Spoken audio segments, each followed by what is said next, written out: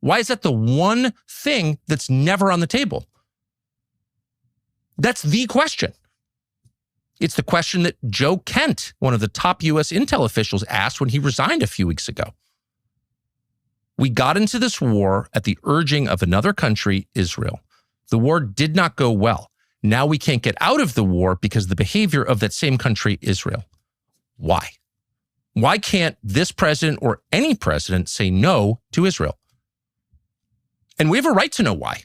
So Tucker Carlson just dropped what might be his most explosive critique yet, arguing Israel sabotaged Trump's Iran ceasefire within hours of its announcement. This comes as Tucker faces intense backlash for criticizing Trump's Christian support. We're diving into his most controversial claims about foreign influence over American policy. Bomb civilians, apartment blocks. That's not anti-Israeli hyperbole. That's not blood libel. That is measurably true because there's video of it, a lot of it. Because Beirut is one of the greatest and most civilized cities on the planet.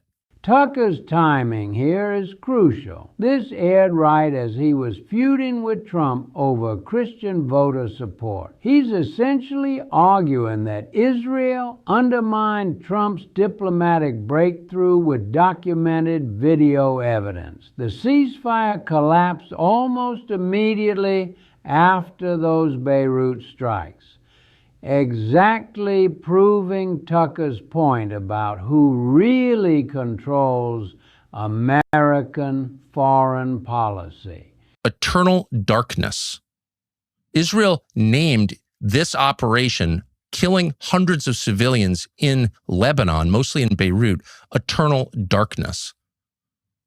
Because, like, why even pretend anymore? Eternal darkness, by the way, is mentioned extensively in the New Testament. It's a euphemism for hell.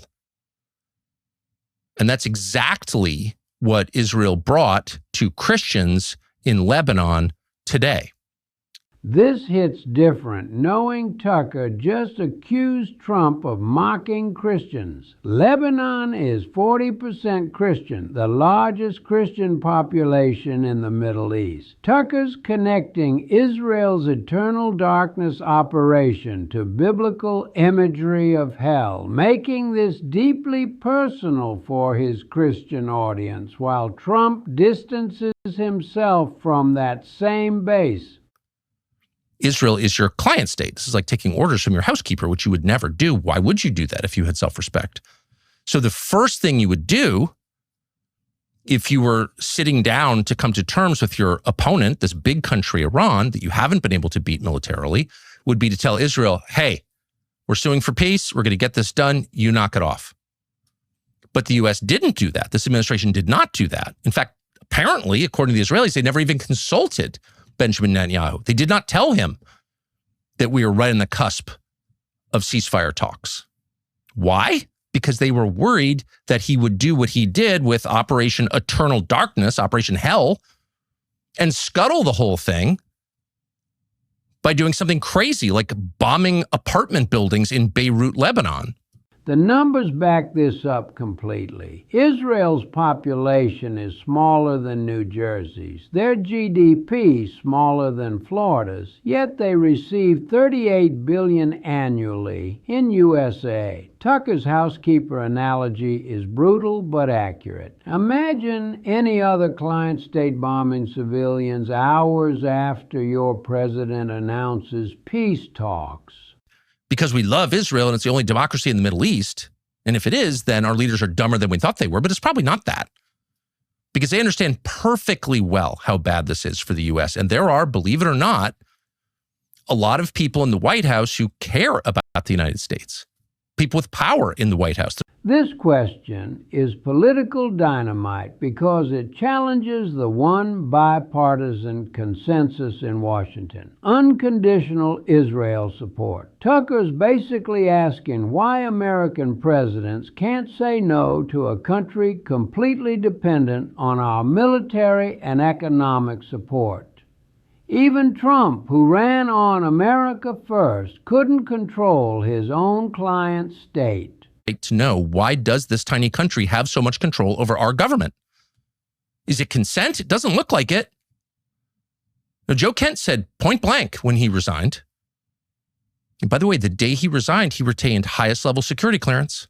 They tried to tell you, oh, he was a leaker. He was under investigation. It was a lie. They admitted it was a lie. He wasn't under investigation by the FBI. Untrue.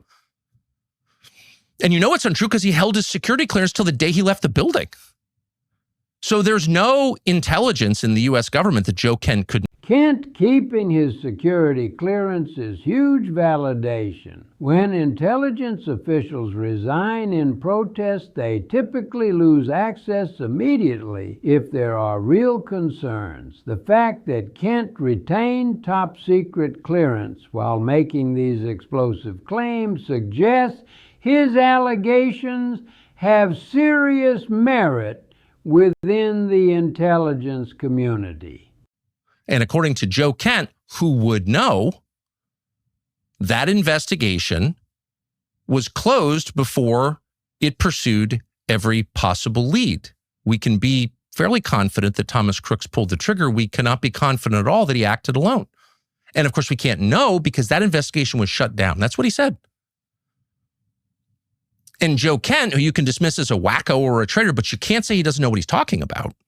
And you can't say the Trump administration didn't trust him with all available U.S. intelligence until the day he left. Kent's assassination investigation claims are staggering. Standard protocol demands following every lead in presidential attempts. The fact they closed it prematurely while Tucker and Trump are now feuding adds another layer. If foreign elements influence that investigation, it explains why Trump might feel pressure to distance from critics like Tucker. He said that. He also pointed to a couple of pretty shocking violations of the president's personal security by the Secret Service. They allowed things to happen that never happen around a president. Now, maybe they were mistakes. You want to think they were. But who's been fired at the Secret Service over those mistakes? No. Zero accountability after 2 assassination attempts is unprecedented in Secret Service history. Heads typically roll immediately after security failures this massive. The institutional protection of obvious incompetence suggests either complete systemic breakdown or deliberate obstruction. Both scenarios validate Tucker's sovereignty concerns. And people who love Israel, some of whom are pretty successful, can send all the money they want to Israel, and that's fine. But the U.S. government should send not one more dollar to Israel and not one more piece of military material to Israel, not one more fighter jet or bomb or missile defense system or small arm or ammunition of any kind. Because Israel is aggressively acting against our interests. And so to continue to arm and finance them, their generous welfare state, for example, or their military, defend their nation, is not only contrary to core American interests. Tucker's proposing to end $38 billion in annual military aid plus billions more in loan guarantees. This position would have been career suicide for any conservative 2 years ago. But he's making the logical argument. Why should taxpayers fund a country actively working against American diplomatic initiatives? That's just a fact, and not just on the liberty. Every war that Israel has pushed us to join has resulted in dead Americans. And the fault lies ultimately with our leaders who are going along with this. It's their fault first. It's not the Israelis' fault. It's our fault.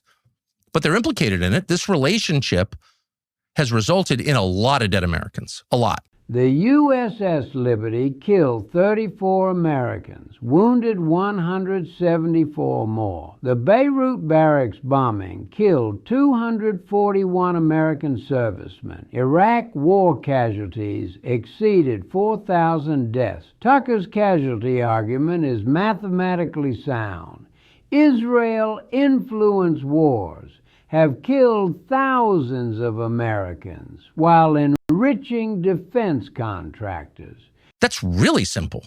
Not just an Israeli passport, but a Belgian passport, a Sierra Leonean passport, any other passport. If you're a citizen of another country, obviously you shouldn't be running our country because you have, by definition, dual loyalty. You can just leave and go to your other nation. No normal country would allow that. Why would you allow that? Doesn't mean people with dual citizenship can't live here, though there's an argument for that too. A strong argument for that. Pick a country. If you don't like it, leave. That's fair. You can't use this as a place to park your money, a place to hide out or hang out until you get in trouble and then flee to your other country. Like, why would any nation allow that? Most don't. We do. We got to stop it. But you could begin with, no, you can't serve in government if you've got two passports. Sorry, period, at any level. DMV up to DOD. Multiple cabinet officials and congressional members hold dual citizenship, something countries like Australia and Canada explicitly prohibit in government service. Tucker's proposal isn't radical internationally, it's standard practice. The fact this seems extreme in America proves how normalized foreign influence has become in our system. Especially when the U.S. is at war, you can't serve in the U.S. government if you've worn a foreign uniform. Of course not. You can't hold elective office if you fought for somebody else's country, because by definition, you have fought for aims that are not the same as ours. In fact, they may be in opposition to ours. You may have fought against what's good for the United States. Certainly, if you served in the IDF, you fought against what's good for the United States, knowingly or not. You probably didn't mean to, but you did. You shouldn't go to jail for that, but you can't be allowed to work at, say, the Pentagon. But right now you can. And by the way, there are IDF officers working out of the Pentagon because they have an office within the Pentagon, as they do at CIA in Langley. IDF veterans do work throughout the Pentagon, State Department, and intelligence agencies. Russia or China having military veterans in these positions would trigger massive security investigations. Tucker's highlighting a double standard that should alarm anyone concerned about foreign infiltration of critical national security positions. A foreign government has offices in our critical executive branch headquarter buildings. That's just not healthy. That's crazy. And it cannot be allowed a single more day. Wait, foreign government offices inside the Pentagon and CIA headquarters? Imagine the outrage if China or Russia had permanent offices at Langley. This revelation alone justifies Tucker's entire argument about institutional capture. The fact this operates openly while remaining largely unknown proves how deep this influence runs. This doesn't have to end in total destruction. It could end in renewal. And no one has ever put it better than Alistair Crooks just did. So watch it again if you have the time. Thanks so much for joining us. Tucker's framing this as renewal, not destruction. Classic American optimism. Despite the dark realities he's exposing, he's sacrificed mainstream conservative acceptance to raise these sovereignty questions. Whether you agree with his solutions, his core argument about foreign control over American policy deserves serious consideration, not dismissal.